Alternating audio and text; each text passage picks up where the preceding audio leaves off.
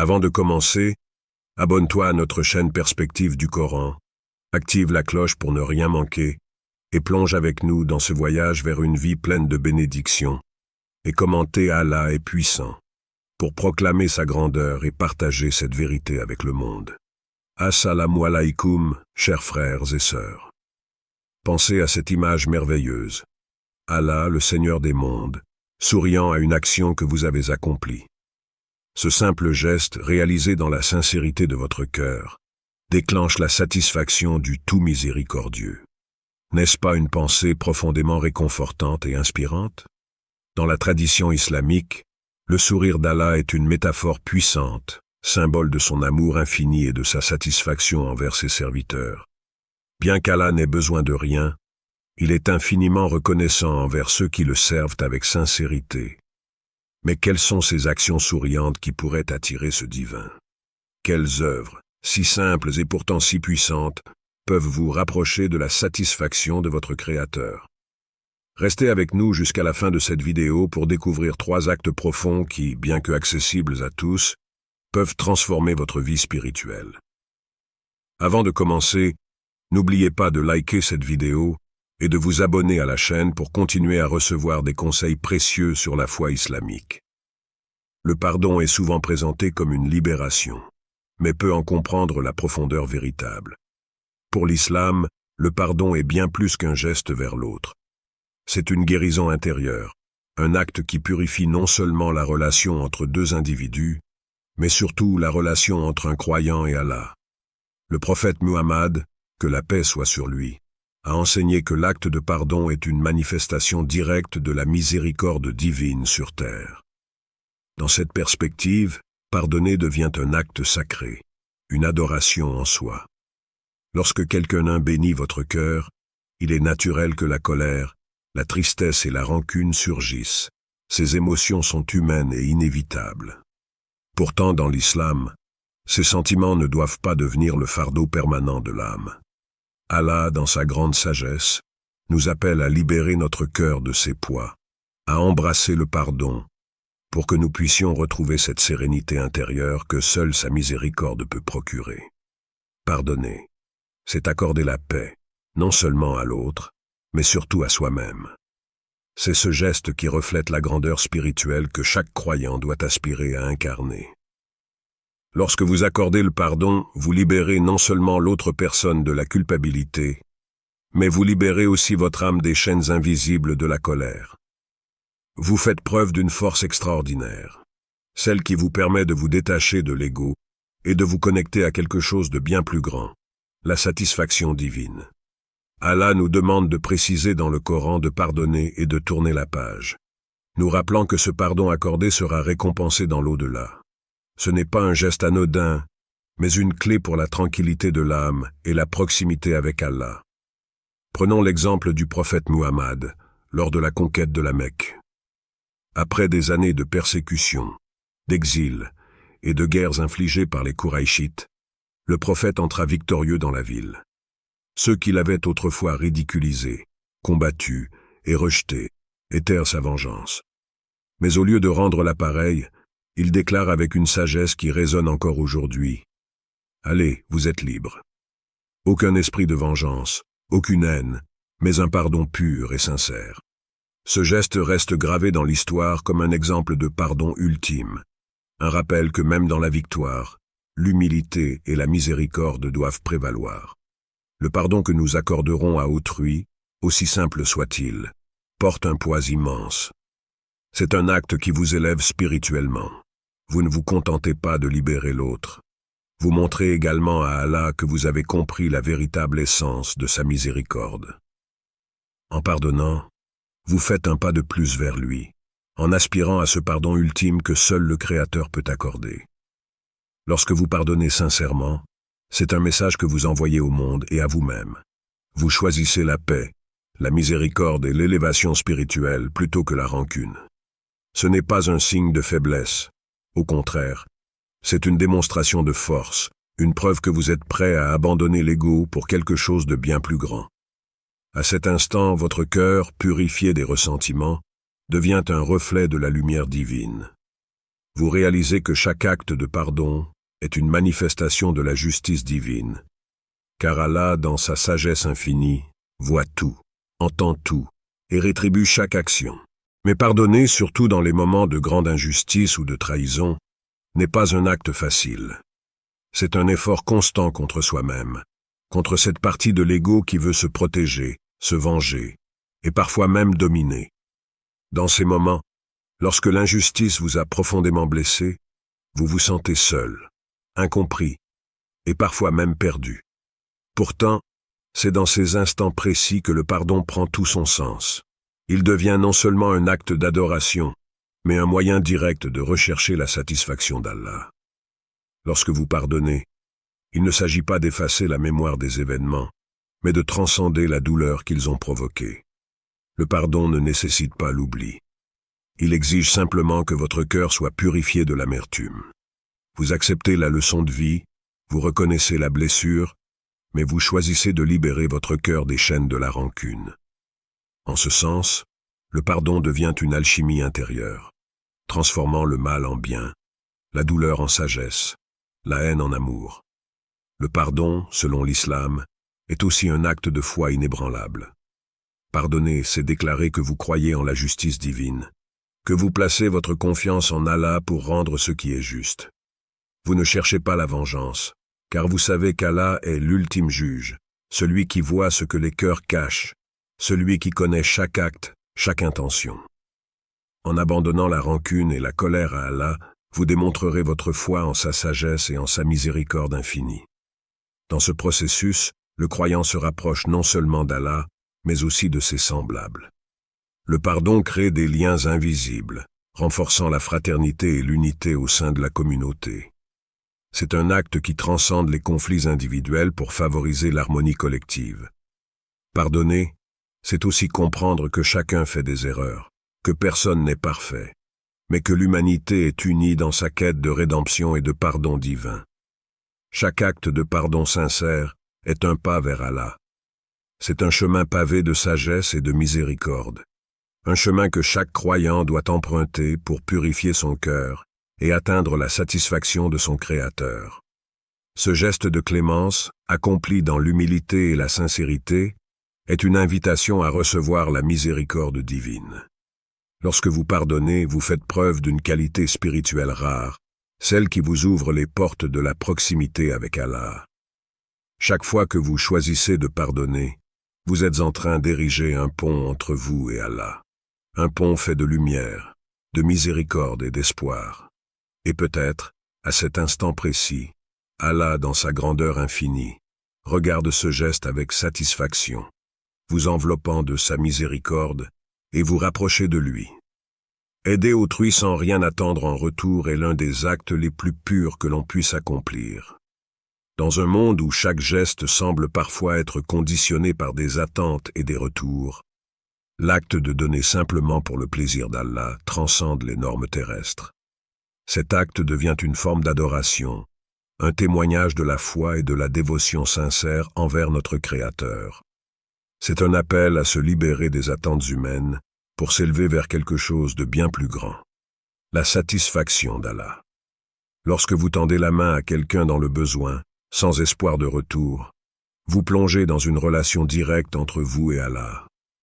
En effet, chaque fois que vous offrez de l'aide, que ce soit par des mots de réconfort, une aumône ou un simple sourire, vous créez un lien invisible avec lui. Vous agissez en sachant que seule sa reconnaissance compte. Et dans cette dynamique, vous entrez dans un état de quiétude, car votre récompense ne dépend plus du monde matériel, mais de celui qui contrôle les cieux et la terre. Dans l'islam, l'aide désintéressée n'est pas seulement un acte de charité sociale, mais une source spirituelle qui purifie l'âme et attire la miséricorde divine. Le prophète Muhammad, que la paix soit sur lui, a dit « Allah aide son serviteur tant que ce dernier aide son frère ». Cette phrase simple mais puissante résume l'essence même de l'aide désintéressée. Elle n'est jamais unilatérale. Chaque fois que vous aidez un frère ou une sœur, Allah vous aide en retour, que vous en soyez conscient ou non. Mais comment parvenir à aider sans attendre quoi que ce soit en retour? L'âme humaine est souvent attirée par la reconnaissance et les compliments. Pourtant, lorsque vous réalisez que la véritable satisfaction vient de l'approbation divine, vous commencez à agir sans ces attentes terrestres.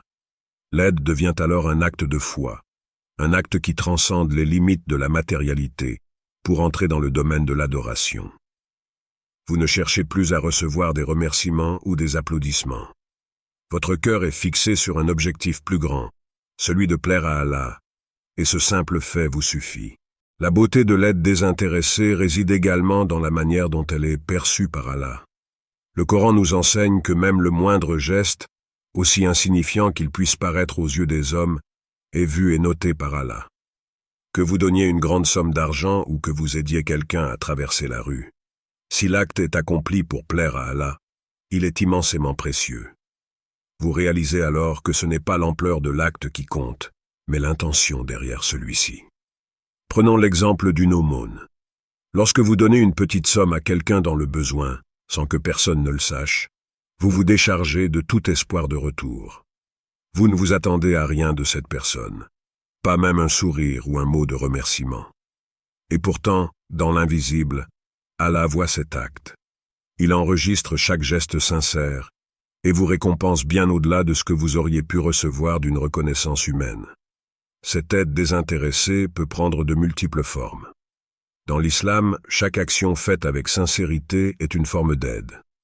Que vous tendiez la main à un voisin en difficulté, que vous souteniez un ami en détresse ou que vous offriez un mot doux à un inconnu dans la rue. Ces actions, bien que petites en apparence, ont un impact immense sur votre relation avec Allah. Chaque acte est une opportunité de vous rapprocher de lui, une chance de recevoir sa miséricorde.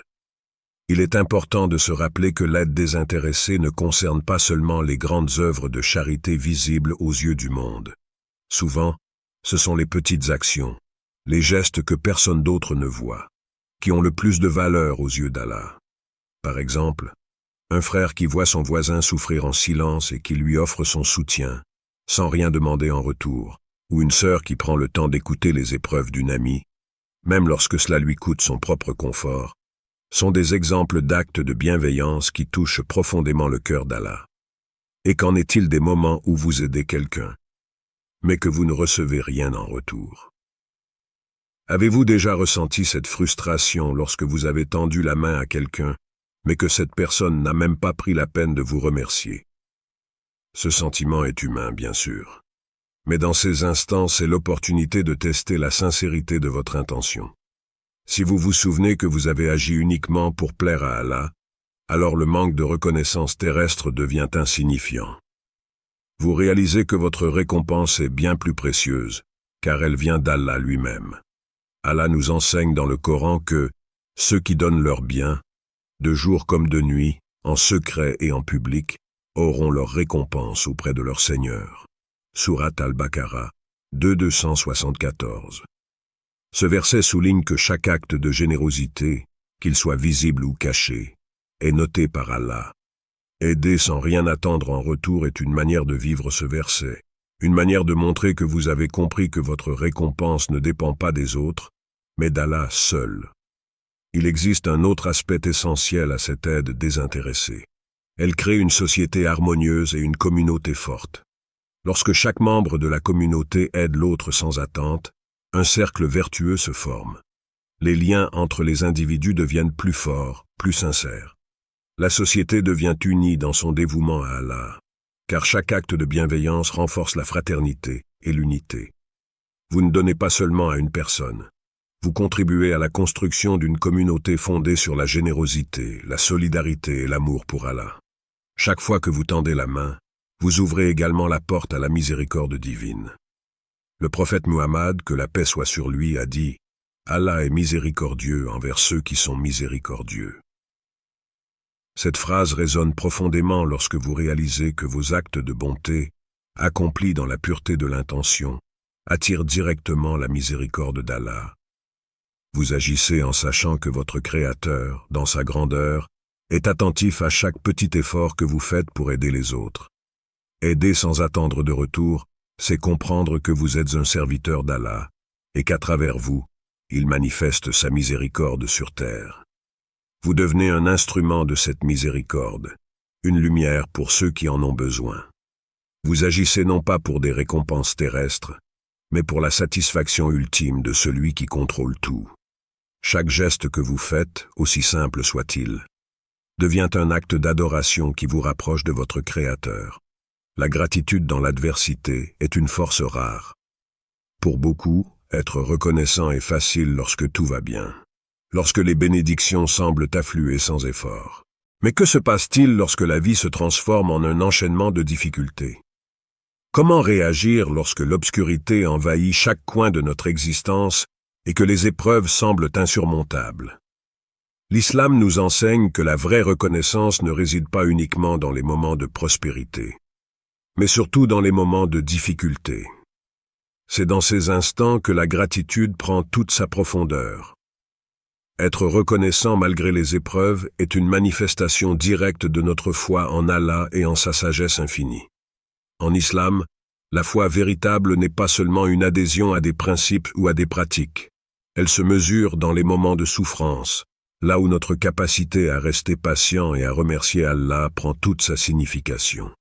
Allah dit dans le Coran, « Si vous êtes reconnaissant, je vous accorderai encore plus. » Sourate Ibrahim 14:7. Cette promesse est claire.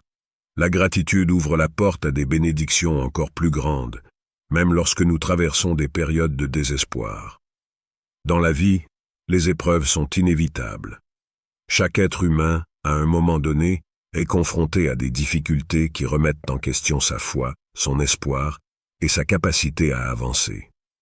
Qu'il s'agisse de la perte d'un être cher, de la maladie, des échecs financiers ou de crises personnelles, ces moments nous mettent à l'épreuve. Pourtant, l'islam nous rappelle que derrière chaque difficulté se cache une opportunité d'élever notre âme et de renforcer notre lien avec Allah. Ce sont des tests, des occasions de prouver notre patience et notre gratitude envers lui. Prenons l'exemple du prophète Ayoub, que la paix soit sur lui. Son histoire est l'un des récits les plus frappants de patience et de gratitude dans l'adversité. Ayoub était un homme riche, prospère et béni de toutes les manières possibles. Pourtant, il a tout perdu, ses biens, ses enfants et même sa santé. La souffrance qu'il a endurée était inimaginable, et pourtant il n'a jamais cessé de remercier Allah. Il a continué à prier et à manifester sa gratitude, même dans la douleur la plus profonde. Cette constance dans la foi, cette résilience face à l'adversité, est un modèle pour chaque croyant. Ce que nous apprenons de l'histoire d'Ayoub, c'est que la gratitude n'efface pas la douleur, mais elle la transforme. Elle change notre manière de voir les épreuves. Au lieu de les percevoir comme des punitions ou des malédictions, nous les voyons comme des opportunités de grandir spirituellement. Chaque difficulté devient une chance de se rapprocher d'Allah, de renforcer notre foi et de prouver notre confiance en sa sagesse. En islam, les épreuves sont des tests de foi, mais elles sont aussi des moyens de purification. Elles permettent à l'âme de se débarrasser de ses impuretés, de ses attachements terrestres, et de se recentrer sur l'essentiel, Allah. La gratitude dans l'adversité, cependant, ne signifie pas nier la réalité de la douleur ou ignorer la souffrance. Il est naturel de ressentir de la tristesse, de la frustration, ou même de la colère face aux défis de la vie. L'islam ne demande pas aux croyants de supprimer ces émotions, mais de les transcender. La gratitude dans ces moments ne consiste pas à prétendre que tout va bien, mais à reconnaître que même dans la difficulté, il y a une sagesse divine à l'œuvre. C'est une forme de soumission totale à la volonté d'Allah, une déclaration de foi en sa capacité à transformer nos épreuves en bénédictions.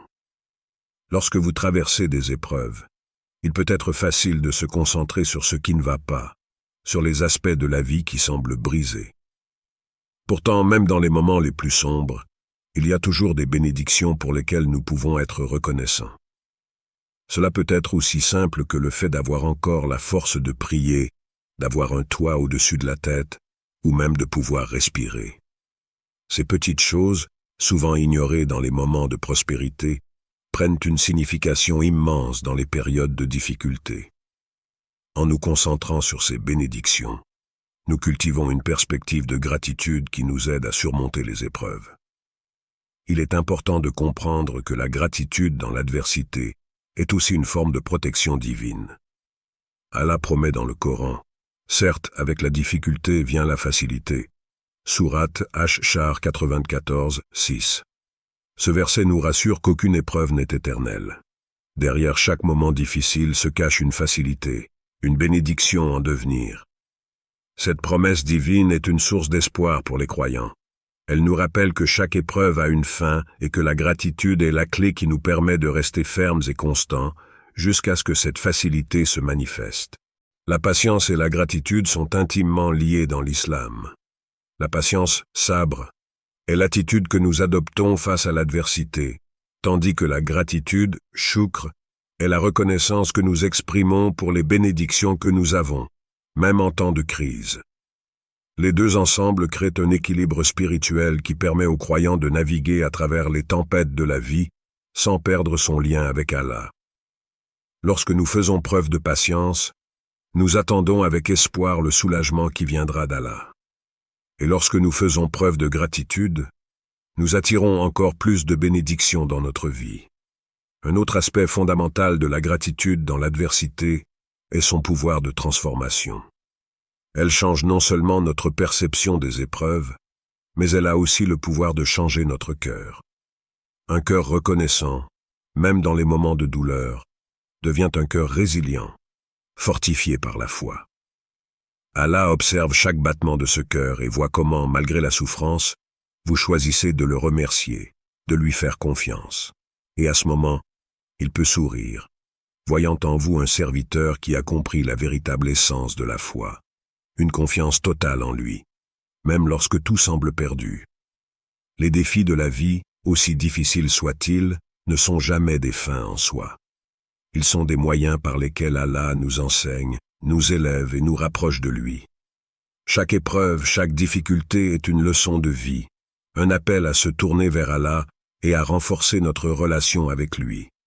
Lorsque vous faites preuve de gratitude dans l'adversité, vous montrez à Allah que vous avez compris cette leçon, que vous voyez au-delà de la douleur immédiate et que vous croyez en son plan pour vous. C'est cette foi, cette gratitude inébranlable qui attire la satisfaction d'Allah. Vous ne renoncez pas, vous ne perdez pas espoir.